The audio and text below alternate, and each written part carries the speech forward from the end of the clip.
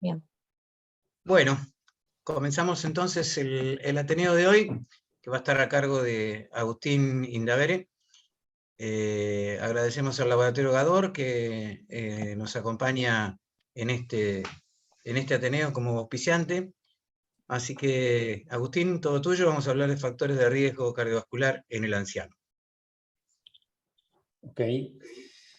Bueno, buenas noches a todos. La charla de hoy es sobre el manejo de los factores de riesgo en ancianos. Antes de comenzar, me gustaría agradecerle a Gaby Weisman que me dio una mano con la elaboración del Ateneo, que es un tema que no tengo mucha experiencia, así que bueno, gracias Gaby.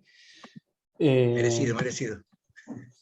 Bueno, para la realización de esta charla me basé en las guías de prevención cardiovascular.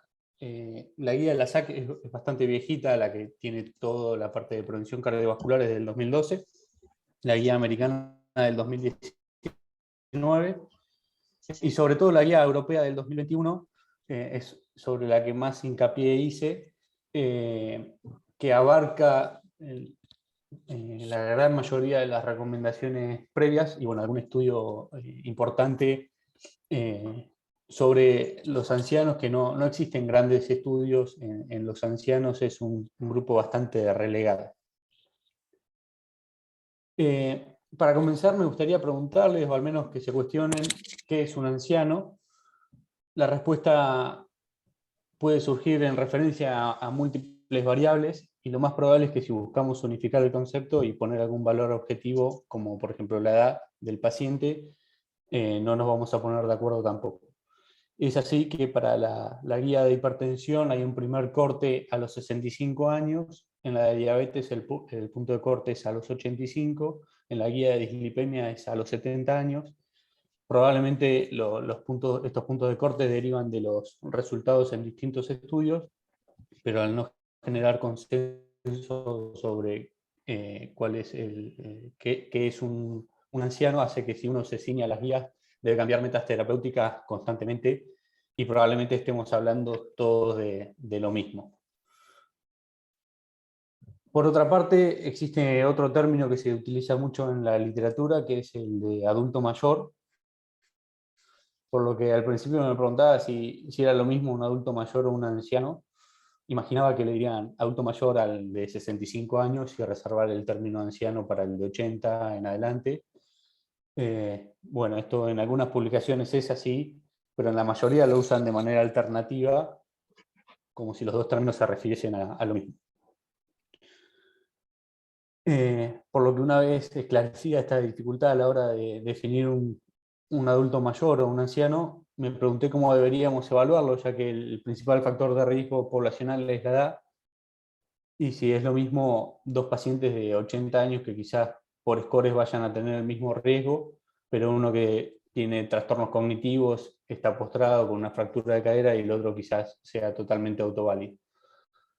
Por lo que surge un término muy importante en esta población, que es el de fragilidad. La fragilidad es un síndrome clínico consecuencia del desgaste acumulativo de los sistemas fisiológicos que causa un mayor riesgo a sufrir efectos adversos para la salud, como caídas, hospitalizaciones, etc. Y evaluarla, como les decía previamente, no es algo menor, ya que es un dato pronóstico adicional al riesgo cardiovascular y que nos habla de pacientes totalmente distintos. Existen múltiples scores y tablas de evaluación de fragilidad, como podrán imaginar, cada uno con sus pros y sus contras. Pero este en particular me parece que es interesante, ya que son parámetros clínicos de respuestas sencillas y que clasifica a los pacientes en tres grupos. En este caso, las respuestas a responder son tres. Si hace actividades instrumentales en su vida diaria, la actividad instrumental, para que no lo sepa, son aquellas de mayor complejidad que las básicas, que no son tan elementales para la vida, pero son necesarias para vivir de forma independiente. La segunda pregunta que hace es si hace las actividades básicas, y la tercera, cuál es el comportamiento del paciente ante una enfermedad. Las respuestas tienen que ver con el grado de dependencia e independencia del paciente, y esto los clasifica en tres tipos de ancianos que podemos tener delante. ¿Y cuál es la probabilidad de ser geriatrizado? El grado más saludable es aquel que hace su vida con total normalidad, como un paciente joven, y es aquel anciano sano, que representa el 70% del total de los ancianos, ¿sí? Estos son pacientes que son totalmente independientes. En la otra punta de la clasificación está el paciente geriátrico, que es aquel anciano con dependencia para realizar cualquier tipo de actividad y representa el 5% de esta población. Y en el medio, y por último, queda el anciano frágil, que es aquel dependiente para las actividades instrumentales, pero independiente para las actividades básicas, y que ante enfermedades tiene una alta tendencia a generar dependencia, con una probabilidad alta a desarrollar el síndrome geriátrico. Este grupo de pacientes representa el 20% de los ancianos. A modo de ejemplo, el anciano frágil es aquel anciano con enfermedad crónica compensada que con pequeñas complicaciones se vuelven rápidamente dependientes. De esta manera creo que se puede evidenciar claramente que de la misma manera que no es lo mismo un paciente de 66 años que uno de 97, menos es lo mismo un anciano sano que un anciano geriatrizado, y tampoco es lo mismo un anciano con riesgo cardiovascular bajo o un anciano con riesgo cardiovascular muy alto. Llegado a este punto, me gustaría entonces que hagamos el ejercicio de ponernos a pensar, y nos vamos a dar cuenta que en esta población es muy difícil dar máximas terapéuticas y llevarlas a rajatabla, ya que por sobre todas las cosas es un grupo extremadamente heterogéneo. Desde el paciente que viene al instituto que tiene 82 años para hacerse un apto físico porque juega al tenis con los amigos y hacen la ergometría a 1200 kilográmetros, al paciente geriatrizado, demenciado, que en un Doppler de cuello le encuentran una placa del 20% y hay que indicarle una estatina cuando el paciente ya toma 12 pastillas distintas. Pasando un poco a lo que es la evaluación cardiovascular de estos pacientes y teniendo en cuenta que la edad es el principal factor de riesgo, este hecho de que estos pacientes son todos de edad avanzada hace que los scores clásicos, este grupo de pacientes tengan alto riesgo cardiovascular simplemente por la edad. La guía europea plantea como novedad la implementación de un score validado en pacientes europeos ancianos, que es el score 2OP. En este caso, el punto de corte utilizado son los 70 años, y los datos a ingresar son los mismos que se utilizan en los scores cotidianos, pero con distintos puntos de corte para los distintos niveles de riesgo.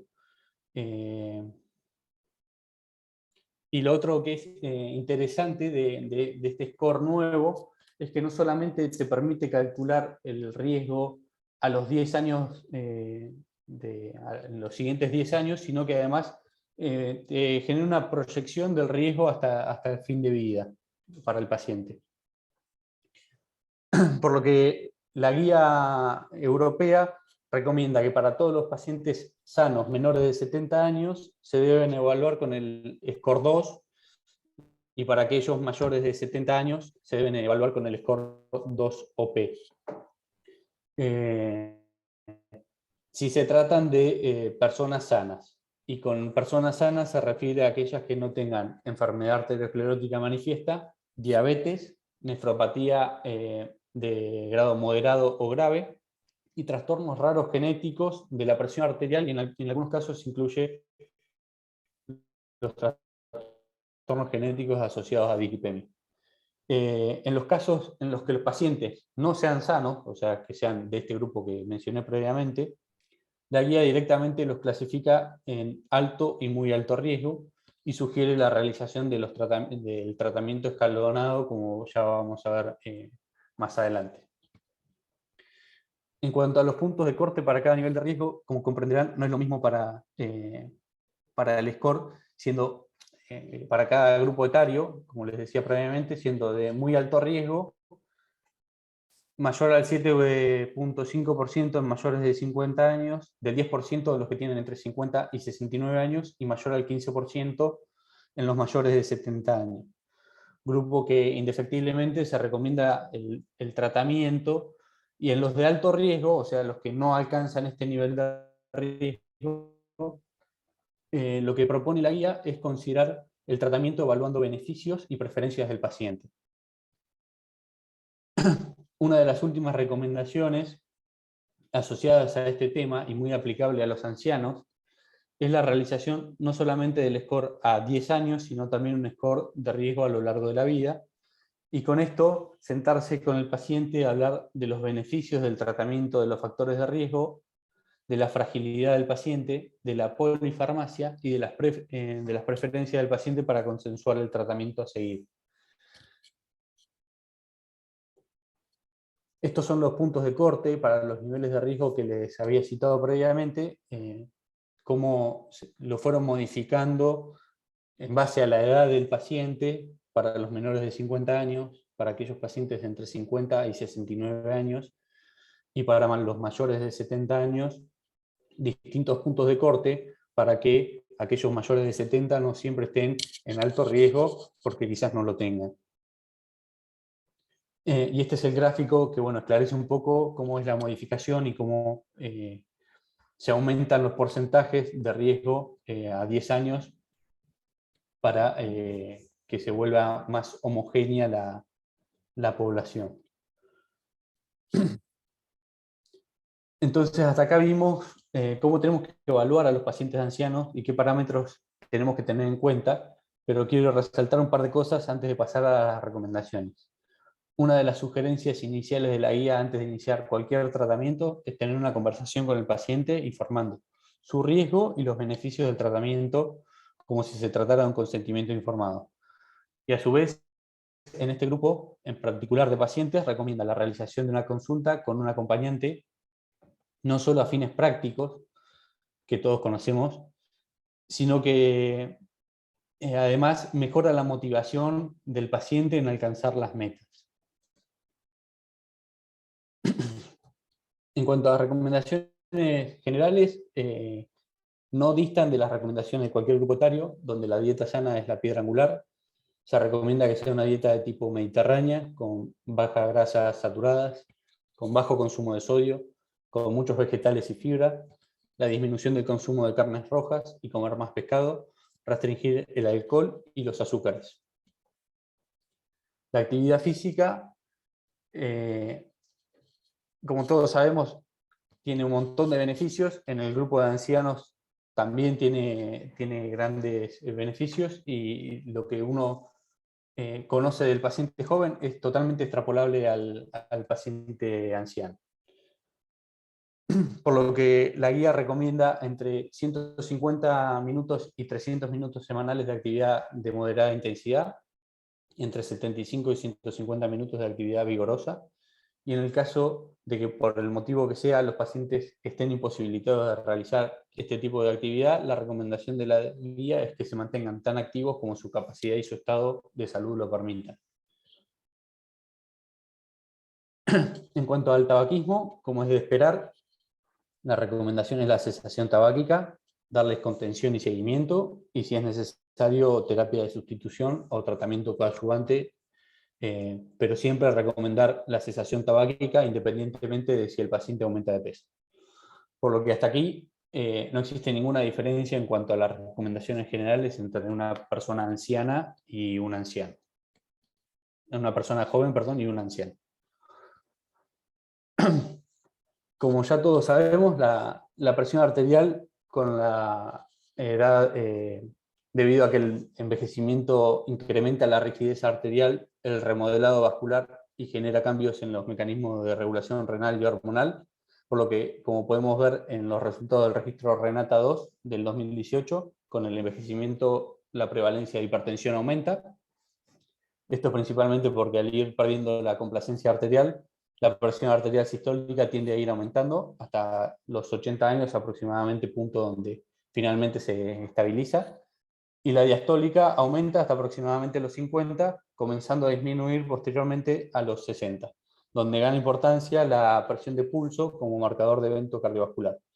Esto se evidenció en el estudio SHEP, donde por cada 10 milímetros de presión de pulso que aumentaba, aumentaba un 11% el riesgo de ACV. Quizá no lo mencioné previamente o quedó en el aire, pero tal y como imaginarán, la fragilidad es otro marcador pronóstico de los pacientes. Tal es así que algunos autores se centran pura y exclusivamente en la fragilidad para indicar o no un tratamiento. Yo en particular creo que, como todo en la medicina, no es blanco o negro, sino que existen distintos matices. Es muy interesante ver cómo en este estudio realizado en España, donde se evalúa el grado de control de la presión arterial y la sobrevida del paciente, en pacientes mayores de 65 años, dividido en dos grupos según la velocidad para la marcha, en marcha lenta menor a 0,8 metros por segundo y marcha rápida mayor a 0,8 metros por segundo. Viendo los resultados de este estudio se pueden sacar dos conclusiones. Una, que aquellos pacientes frágiles o con una marcha más lenta tienen mayor mortalidad independientemente del grado de presión alcanzado. Y el otro gran resultado es que aquellos pacientes con presión menor a 120 milímetros de mercurio en ambos grupos se murieron más. Esto también fue evidenciado en un estudio realizado en ancianos institucionalizados, donde se forzó una presión sistólica menor a 130 milímetros de mercurio con múltiples antihipertensivos, y lo que se vio es que en aquellos pacientes en los que necesitamos 2 o más fármacos para bajar la presión sistólica de 130 milímetros de mercurio, lejos de beneficiarlos, les aumentamos la mortalidad. Por otra parte, los metaanálisis que analizan los resultados del tratamiento antihipertensivo demostraron bajar ACV, eventos cardiovasculares e insuficiencia cardíaca, pero no bajaron la mortalidad, por lo que ojo con realizar tratamientos agresivos con metas de presión muy pretenciosas en este grupo de pacientes. Resultados que se repitieron en el estudio SPRINT, en el que se disminuía la presión arterial media a menos de 124 milímetros de mercurio y que no demostraron beneficios en el grupo de mayores de 80 años. En cuanto a las metas,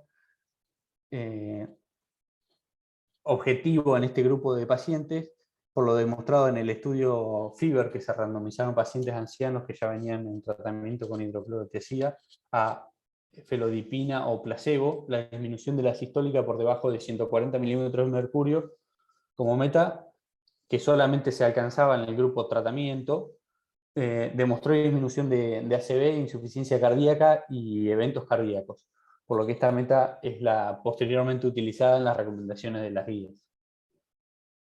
Bueno, estas son las recomendaciones de la guía europea, pero que se repiten en todas las guías.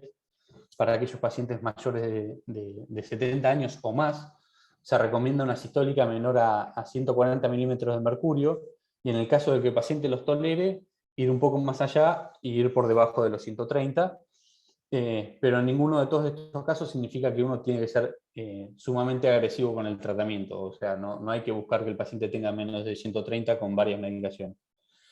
Y una diastólica menor a 80 milímetros de mercurio.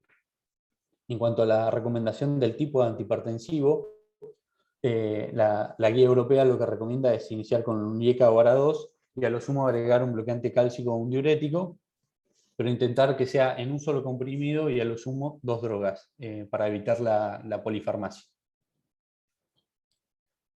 Por último, sobre la hipertensión, me gustaría mostrar los datos concretos de nuestra población en el grupo etario que hoy nos convoca, para poder ver que nos queda mucho trabajo por delante y dónde estamos parados hoy en día, donde solamente un 30%, en realidad el estudio es del 2018, ¿no? Pero un 30% de los pacientes se encuentra tratado y controlado, un 20% en el grupo mayores de 65, un 22% no se conoce hipertenso, un 2,5% de los pacientes se conoce y no se trata, y un 45% de los pacientes está tratado y no se controla. Con lo cual nos queda, en cuanto a hipertensión en este grupo etario, un montón de camino por delante para mejorar las condiciones de los pacientes. Yendo a las dislipemias, como indica este review publicado el año pasado, en prevención secundaria el tratamiento con estatinas es altamente beneficioso, y en prevención primaria la evidencia no es robusta, en la cual se está desarrollando, en la actualidad se está desarrollando el estudio STARI, sobre tratamiento con estatinas en población anciana, pero recién para fin de año vamos a tener los resultados. Existen estudios de tratamiento con estatinas donde se incluyeron ancianos y tal y como se evidencia en el siguiente metaanálisis, el análisis de este subgrupo, existe beneficios significativos del tratamiento con estatinas. El único estudio completo hasta la actualidad publicado es el Prosper Trial, publicado en el 2002, donde se randomizó a los pacientes mayores de 70 con enfermedad cardiovascular o alto riesgo de padecerla a pravastatina o placebo, demostrando una reducción del objetivo combinado de eventos coronarios y de muerte coronaria, pero tengamos en cuenta que incluía pacientes en prevención primaria y secundaria, por lo que tenemos que esperar hasta fin de año para tener novedades sobre el tratamiento con estatinas en prevención primaria en pacientes ancianos. En cuanto a recomendaciones de la guía, en esta población son las siguientes.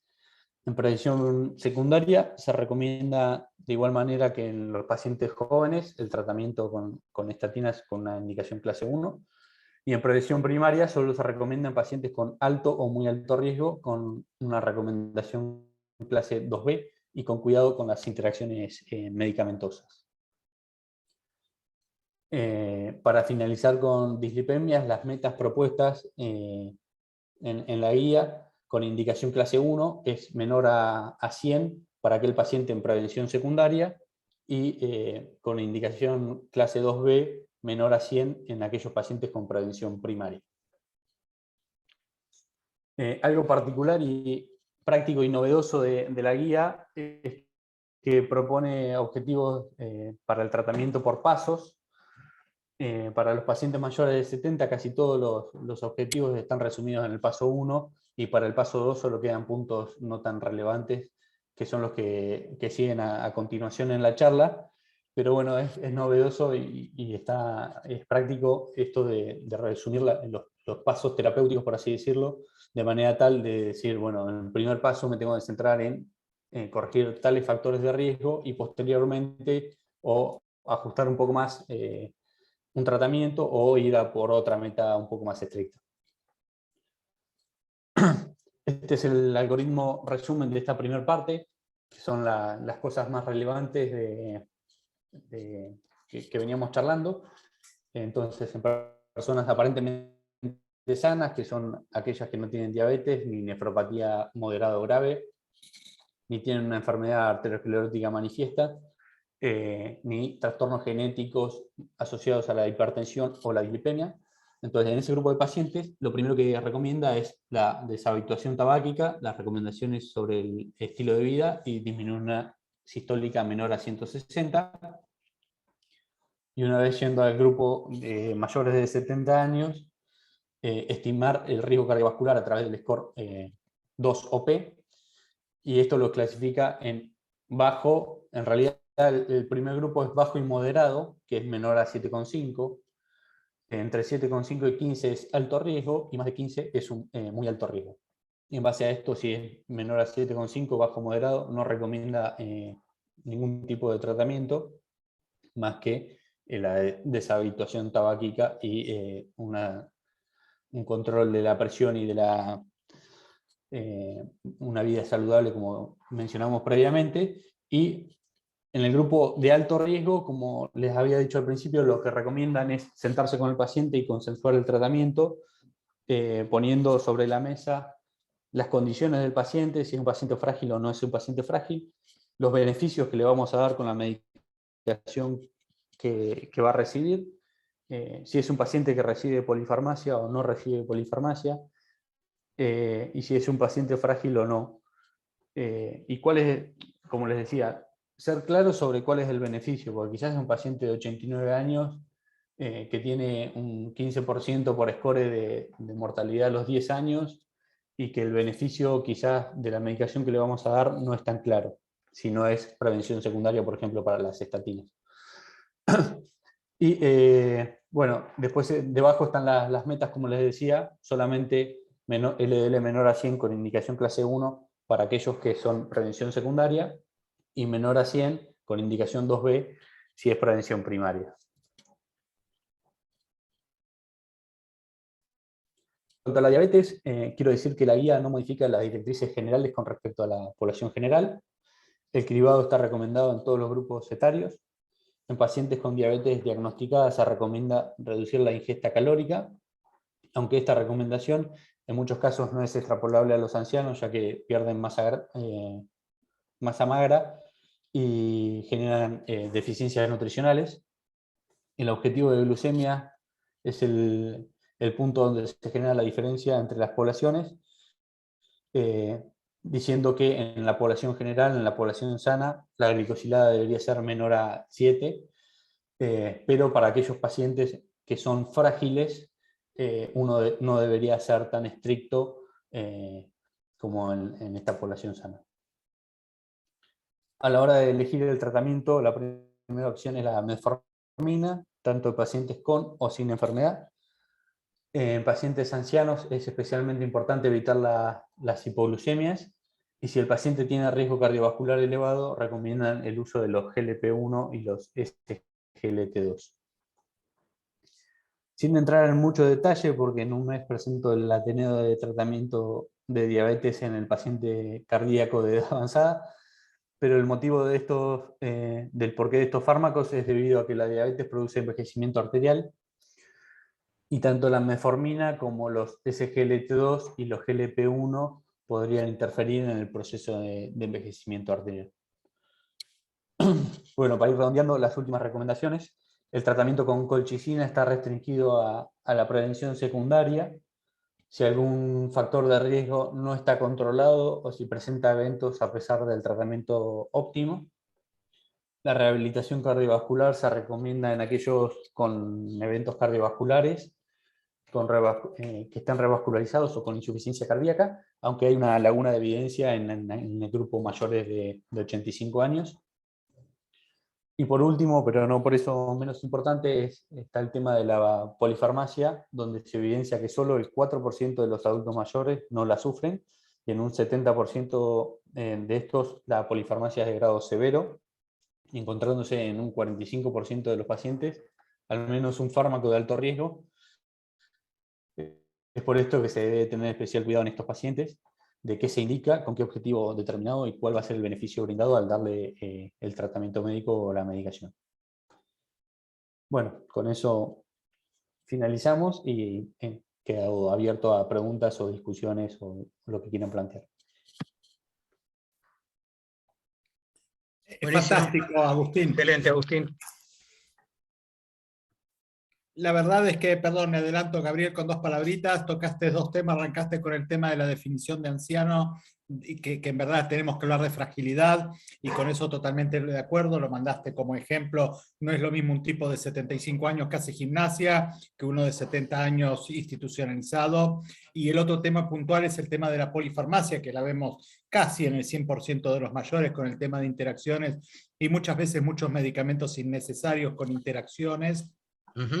Y lo último, antes de pasarle la palabra a Gabriel, que veo que hay mucho que he leído escrito por Gabriel, que estuviste comentando, el tema del estudio Sprint. El tema del estudio Sprint, primero, arranquemos con que es un estudio clínico. Los estudios clínicos son fantásticos, y cuanto más validez interna tienen, menos validez externa tienen, en cuanto a que no es lo mismo un paciente que le forzamos una sistólica por debajo de 120 o en 120, un adulto mayor, un anciano frágil, que se lo va a bancar la medicación y la va a seguir tomando porque está en un ensayo clínico, que el que vemos en el consultorio, que es totalmente diferente, y en cuanto se mareó, te bajó la dosis, te suspendió la medicación, y en donde insistimos directamente deja de venir, ¿no? Entonces el tema de forzar la baja de la presión sistólica es fundamental, el encontrar que el paciente se encuentre cómodo con eso, ¿no?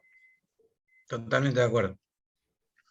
Bueno, y nada, agrego lo que bien decía Agustín, que no hay demasiados estudios en ancianos, no solamente en hipertensión, no hay estudios en general, porque bueno, la mayoría de los ensayos clínicos tratan de incluir pacientes hasta lo que se decía antes, que no era anciano, que era 60 años. Yo siempre digo que anciano es 20 años mayor que uno, ¿no? Pero bueno, ya está, ya me estoy acercando a los very olds. Así que lo que sí hay acuerdos que muy ancianos tienen mayor de 85 años. Bueno, se habla de octogenarios, de nonagénarios y de centenarios, cosas que también existen, ya hay cohortes de centenarios que han sido seguidas. El problema de los ensayos clínicicos por hipertensión hay pocos ensayos clínicos hechos en ancianos. El más reciente es uno que se llama STEP, que es un estudio chino, y que realmente mostró que descender la presión arterial en ancianos chinos que están en buen estado de salud, ojo que los chinos andan en bicicleta, que hacen mucha actividad física, que son flacos, que no tienen, o sea, fuman mucho y tienen dislipemia, pero no tienen inactividad física como tienen muchos abuelos nuestros, y tampoco son, la mayoría de ellos no obesos. Entonces, son otro tipo de poblaciones. Pero en población oriental ya se demostró que bajar la presión arterial por debajo de 130 milímetros de mercurio es posible en los ancianos. Ahora, siempre hay que fijarse en la tabla 1 de los ensayos clínicos y después fijarse en el paciente individual. Esto es lo fundamental. Porque cuando uno tiene pacientes comórbidos, que como decía Gabriel, toman polimedicación y tienen factores de riesgo, bueno, ahí el tema del ensayo clínico sale un poco del costado y hay que manejarse más con evidencia clínica que tiene que ver con tomar la presión arterial de pie, que tiene que ver que el anciano es muy vulnerable a las hipoglucemias y hay que tratar de no estar tan cerca de los menos de 7% de hemoglobina glicosilada porque empieza a ser peligrosa la hipoglucemia del anciano. Del tema del colesterol no opino, porque todavía está ongoing el tema, como decía Agustín, del tema del LDL, y hay ensayos clínicos, hay metaanálisis, uno publicado hace un par de años en Lancet, que mostró que aún en pacientes mayores de 75 años, que fueron incluidos cuando no eran ancianos en los ensayos clínicos de 4S y del HPS y demás, hoy se sigue beneficiando con el uso de estatinas. Con lo cual, en estatinas no sería solo cuanto más bajo mejor, sino cuanto más tiempo mejor. Y eso aparentemente está incluido en los ensayos clínicos para los ancianos. Así que bueno, felicitaciones Agustín, porque excelente la charla y bueno, un poco yo me metí en el tema de fragilidad porque creo que es algo básico que tenemos que manejar en el consultorio, y lo que él mostraba de la velocidad de la marcha es algo muy sencillo que se puede evaluar cuando el paciente se levanta en la sala de espera y viene para el consultorio. Y esa es una aproximación que no falla, digamos. Los pacientes que tienen alteración de la velocidad de la marcha es un predictor muy importante que ese paciente tiene cierto grado de fragilidad. Sí, otra cosa que creo bueno, que que es algo de sentido común y que no tocan las guías, es la diferencia entre aquel paciente que ya viene tratado con el paciente que no venía con tratamiento previo. Claro.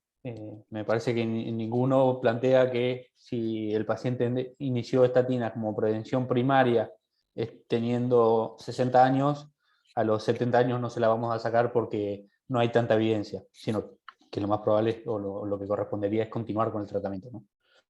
Uh-huh. Bien, ¿alguna pregunta, comentario?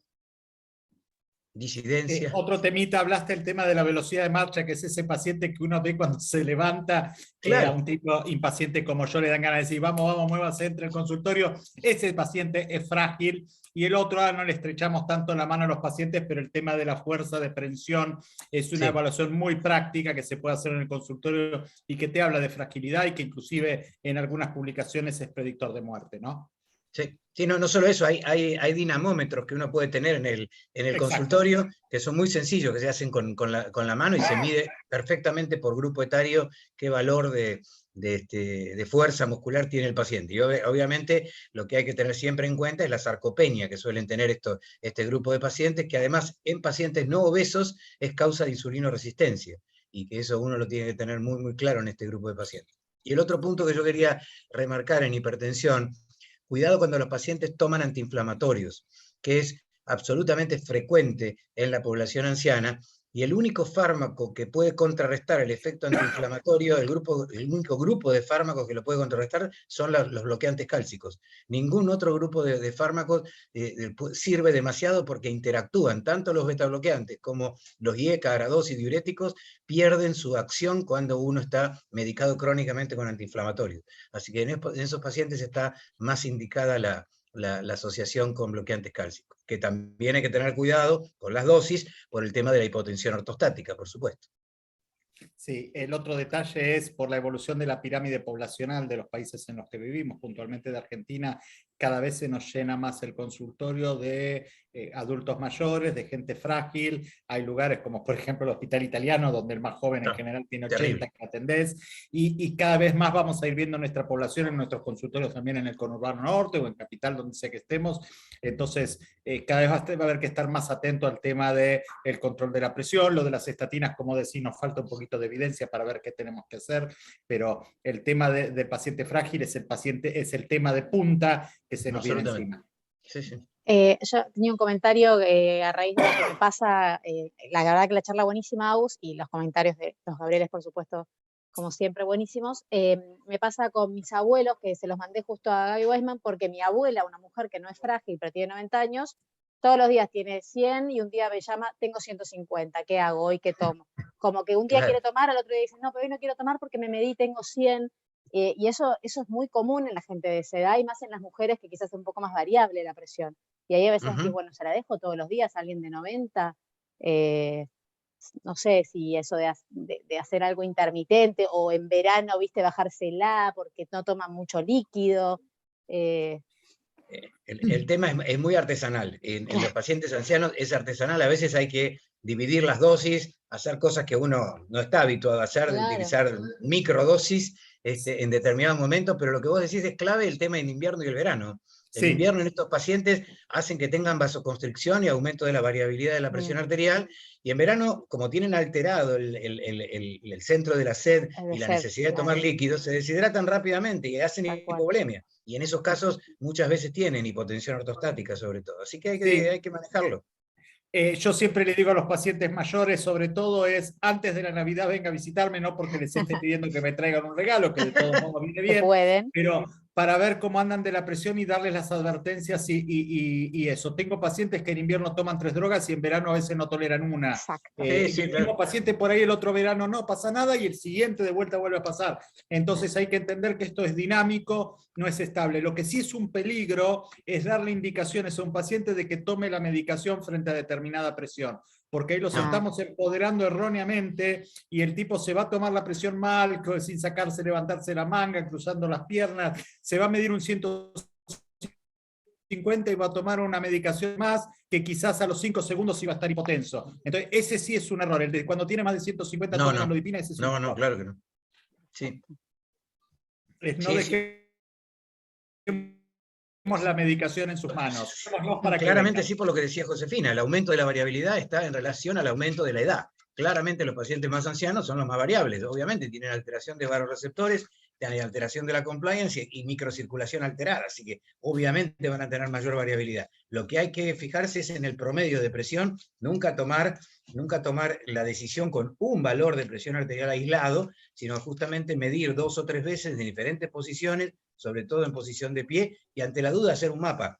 Un mapa y ahí está. Ante la duda es el mapa el que va a definir qué es lo que le está pasando al paciente. Y el mapa inactiva la histeria del control de presión y del ajuste de medicación. Es importante mostrarles el gráfico de las presiones y explicarles que si cada vez que tiene 150 o más nosotros le damos una pastilla, en general uno ya concreta el homicidio en 24 horas, porque le vas a mostrar que tiene 10, 12 mediciones de más de 150 y 10, 12 pastillas en el día, probablemente los matemos. Entonces es importante hacerles el mapa, como dicen todos los consensos, hay que hacer un mapa por año a los hipertensos, especialmente a los mayores, y mostrarles el gráfico, y mostrarles que lo que nos importa, como dice Gabriel, es el promedio y no los picos famosos de presión que no causan ACV. Lo que causa el ACV es el daño vascular que causa la hipertensión no tratada durante muchos años. Tal cual. Bueno, espectacular. Muchísimas gracias. Muy bien. Bueno, muchísimas gracias a todos. Gracias, Agustín. Muchas gracias al auspicio del Laboratorio Gador. Y nos estamos viendo para la Ateneo de Decisión Clínica. Excelente. Gracias. Muchas gracias. Hasta luego.